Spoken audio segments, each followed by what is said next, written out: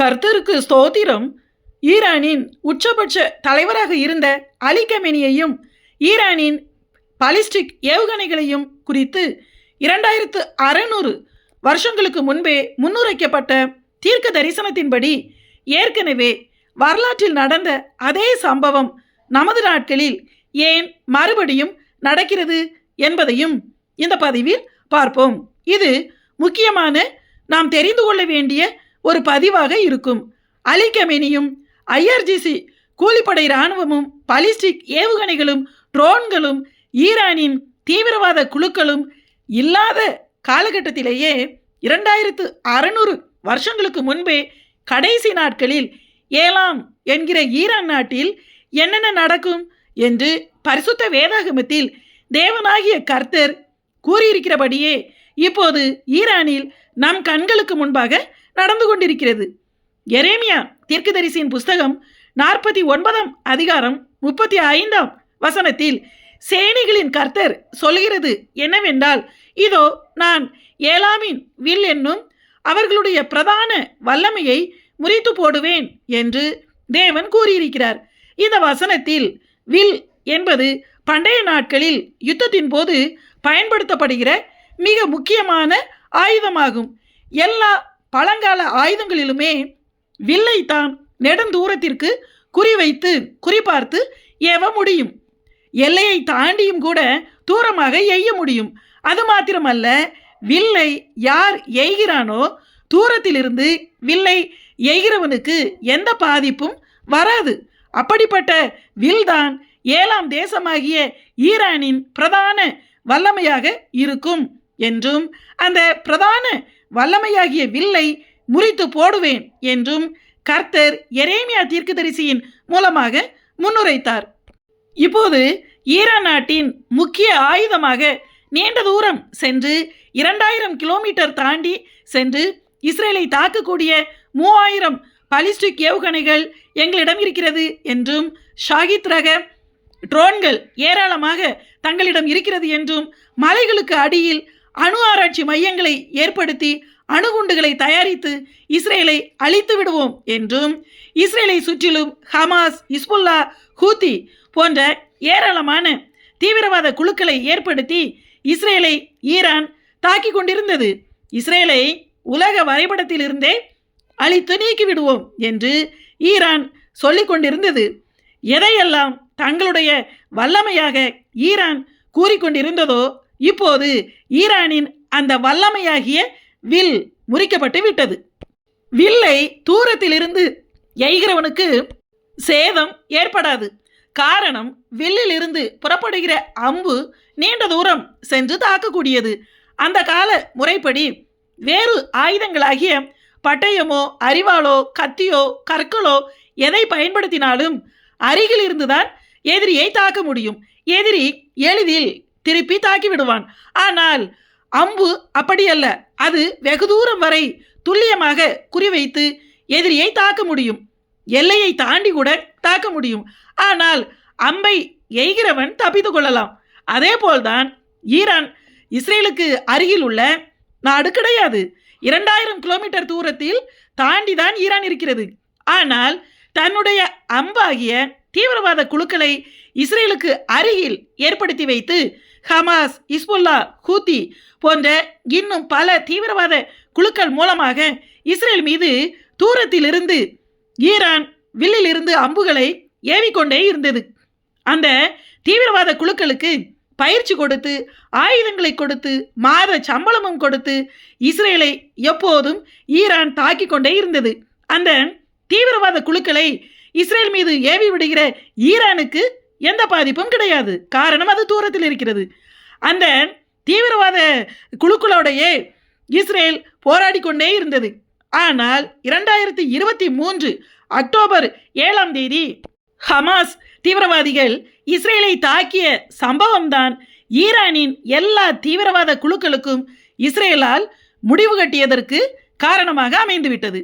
இப்போது ஈரானின் வலிமையாக இருந்த தீவிரவாத இயக்கங்கள் எல்லாவற்றையுமே இஸ்ரேல் அடித்து நொறுக்கி அடக்கிவிட்டது.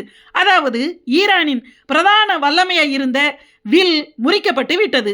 அவை முறிக்கப்பட்டு விட்டபடியால் 7ஆம் தேசமாகிய ஈரான் இஸ்ரேலுடன் நேரடியாக மோதக்கூடிய சூழ்நிலை வந்தது. ஈரானிடம் 2000 கிலோமீட்டர் தாண்டி இஸ்ரேலை அழிக்கக்கூடிய 3000 பாலிஸ்டிக் ஏவுகணைகள் இருக்கிறது. 80,000க்கும் அதிகமான ஷாகித் ரக ஆளில்லா தற்கொலை ட்ரோன்கள் இருக்கிறது. மலைகளுக்கு கீழே நிலத்தடி நகரங்களில் உள்ள அணு ஆராய்ச்சி மையங்களிலிருந்து அணு ஆயுதத்தை தயாரிக்கும் நிலையில் ஈரான் இருக்கிறது என்று அப்படி இப்படி என்று ஈரானின் வல்லமை பெரிய அளவில் புகழ்ந்து கொண்டிருந்தார்கள். அந்த வல்லமையை இப்போது அவை எல்லாமே மலைகளுக்கு அடியில் உள்ள அணு ஆராய்ச்சி மையங்கள், ஆயுத சேமிப்பு கிடங்குகள், கப்பல் துறைமுகங்கள், விமான தளங்கள், ஏவுகணை ஏவுதளங்கள், எண்ணெய் கிணறுகள் எல்லாவற்றையும் இஸ்ரேல் மற்றும் அமெரிக்காவின் கூட்டுப்படையினரால் அழித்து நாசம் பண்ணப்பட்டு விட்டது. அதாவது ஈரானின் பலமாக சொல்லப்பட்ட எல்லாமே ஈரானின் பிரதான வில் முழுவதும் முறிக்கப்பட்டு விட்டது. எப்பேற்பட்ட தீர்க்க தரிசன நிறைவேறுதல் நம்முடைய நாட்களில் நிறைவேறி இருக்கிறது பாருங்கள்.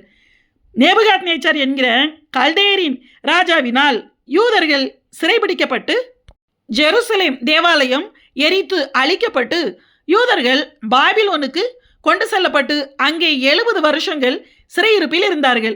அந்த 70 வருஷ சிறையிருப்புக்கு பிறகு பெர்சியாவின், அதாவது இன்றைய ஈரானின் ராஜாவாயிருந்த கோரேஸ் ராஜா பாபிலோனை கைப்பற்றிய பிறகு அங்கு சிறையிருப்பில் இருந்த யூதர்களை கோரேஸ் ராஜா தான் விடுதலை பண்ணினான்.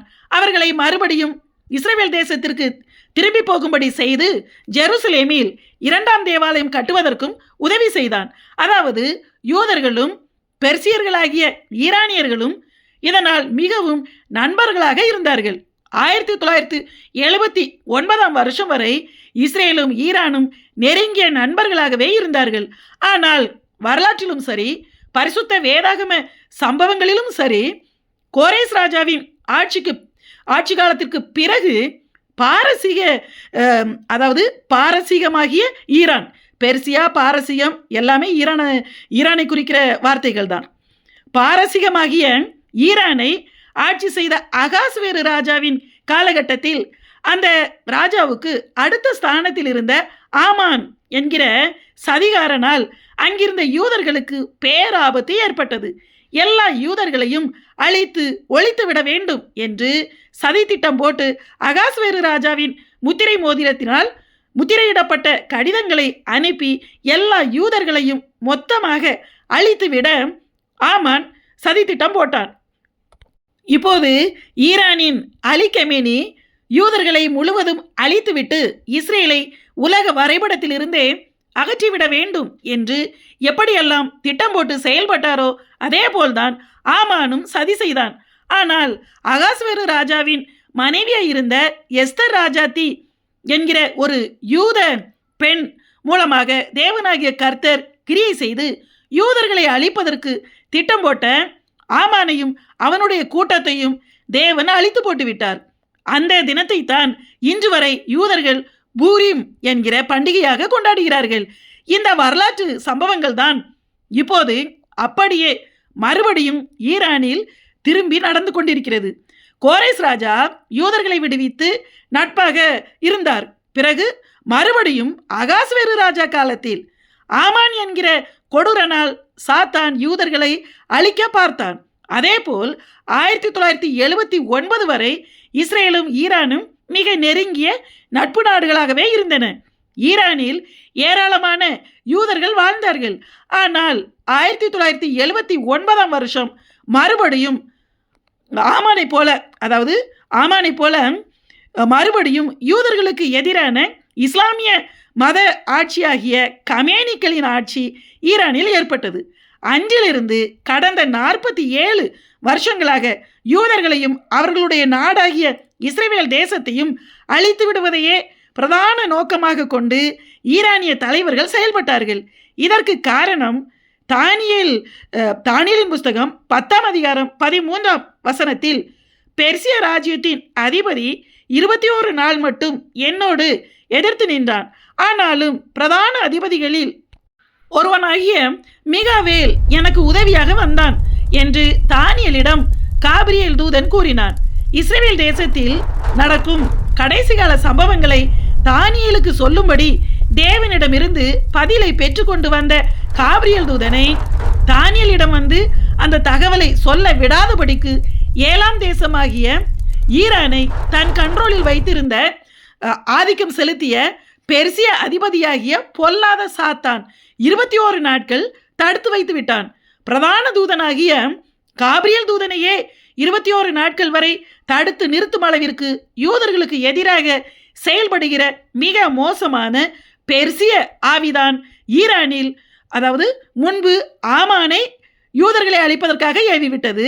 அதே அசுத்த பெர்சிய ஆவிதான் இப்போது கடைசி நாட்களில் அலி கமேனியை யூதர்களுக்கு எதிராக ஏவிவிட்டது. யூதர்களை அழிப்பதற்காக திட்டம் போட்ட ஆமானும் அவனுடைய கூட்டத்தாரும் கொல்லப்பட்டார்கள். அவர்களை அழித்து யூதர்களை தேவன் பாதுகாத்ததைப் போல இந்த கடைசி வருஷங்களில் 47 வருஷங்களாக இஸ்ரேலை அழிப்பதற்காக முயற்சி செய்து IRGC என்கிற கூலிப்படை இராணுவத்தையும் தீவிரவாத குழுக்களையும் உருவாக்கிய ஈரானின் உச்சபட்ச தலைவராக இருந்த அலி கமேனி ஒரே நாளில் திடீரென்று ஆமானை போல கொல்லப்பட்டார். எரேமியா 49ஆம் அதிகாரம் 38ஆம் வசனத்தில், என் சிங்காசனத்தை ஏலாமிலே வைத்து அங்கே இருந்து ராஜாவையும் பிரபுக்களையும் அழித்து போடுவேன் என்று கர்த்தர் சொன்னபடியே ஈரானின் சர்வாதிகாரியாக இருந்த அலி கமேனியையும் அவருடைய பிரபுக்களாகிய கூலிப்படை இராணுவத்தின் எல்லா இராணுவ தலைவர்களையும் அரசியல் தலைவர்களையும் ஒரே நாளில் இஸ்ரேல் இராணுவத்தின் மூலமாக தேவன் அழித்து போட்டு விட்டார். எரேமியா 49ஆம் அதிகாரம் 39ஆம் வசனத்தில், ஆனாலும் கடைசி நாட்களிலே நான் ஏலாமின் சிறையிருப்பை திருப்புவேன் என்று கர்த்தர் சொல்லுகிறார். அதாவது இந்த உலகத்தில் எத்தனையோ சாம்ராஜ்யங்கள் மேன்மையாக இருந்தன, ஆனால் அவை வீழ்ந்த பிறகு மறுபடியும் எழும்பவே இல்லை. அந்த ஜனங்கள், அந்த ராஜ்யத்தின் ஜனங்கள் முழுவதும் அழிந்து போனார்கள். ஆனால் அதே போல் பாபிலோனிய சாம்ராஜ்யம், அசிரிய சாம்ராஜ்யம், இப்படி பிரபலமாக இருந்த பல சாம்ராஜ்யங்கள் இதற்கு உதாரணமாக சொல்லலாம். இன்று அவை இல்லை. ஆனால் பெர்சிய ராஜாவாகிய கோரேஸ் ராஜா யூதர்களை பாபிலோனிய சிறையிருப்பில் இருந்து விடுவித்து நன்மை செய்தது நிமித்தம், 2ஆம் தேவாலயம் கட்டுவதற்கு அவன் நன்மை செய்தது நிமித்தம், யூதர்களை விடுவித்தது நிமித்தம் அவனுடைய பெர்சிய சாம்ராஜ்யத்தை முழுவதும் தேவன் அழித்து விடாமல் பெர்சிய மக்களாகிய ஈரானின் மக்களின் சிறையிருப்பை திருப்புவேன் என்று கர்த்தர் சொல்கிறார். அதாவது இனி ஏலாம் ஆகிய ஈரானின் சிங்காசனத்தில் தேவன்தான் ஆட்சி செய்வார். ஈரான் மக்களை கொடூரமாய் அடக்கிய மதவாதியாகிய அலி கமேனியை தேவன் அகற்றிவிட்டார், அழித்து விட்டார். இனி அந்த இடத்திற்கு இன்னொரு சர்வாதிகாரியை தேவன் அனுமதிக்காமல் தேவனே அந்த சிங்காசனத்தில் ஆட்சி செய்வாராம்.